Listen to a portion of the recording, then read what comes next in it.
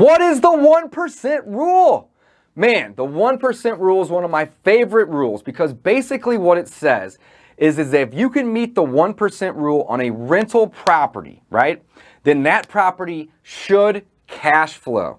So what is the 1% rule? Well, it clearly is just a simple thing that states that you should be bringing in 1% of the purchase price of a property in monthly rent.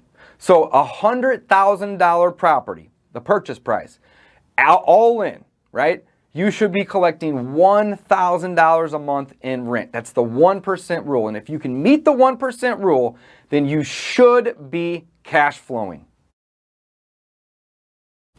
What is the 2% rule? The 2% rule is just like the 1% rule, except for the 2% rule is 2% of the purchase price. So in this case, I'm going to buy a property for, let's say, $40,000, and it should rent for $800 a month. That's 2% of the purchase price every month. So the pros and cons with the 2% rule is it's a higher return.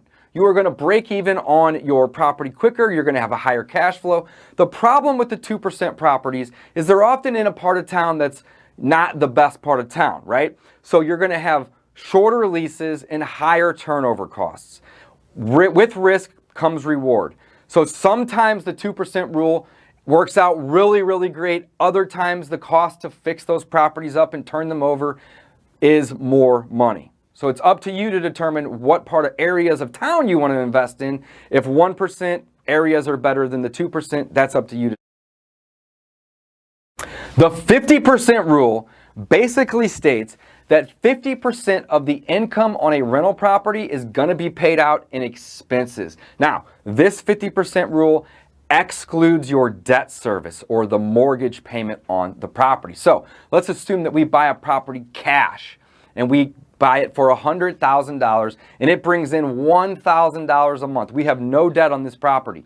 Well, 50% of that $1,000 of income we can assume is going to be paid out in expenses. What are those expenses?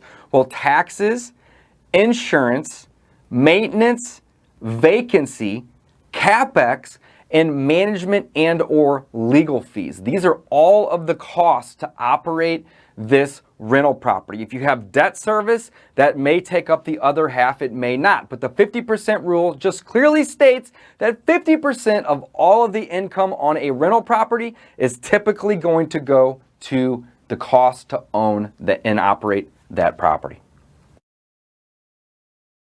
The 70% rule is what every investor should use to invest in real estate. The 70% rule states that you should not pay more than 70% of the ARV minus repairs. And the reason is because you have to make a profit and you have to account for the cost to buy, hold, and sell the property. So the 70% rule is literally 70% of the after repair value minus the repairs, and that's the most you should pay for a property if you are an investor. The 70% rule.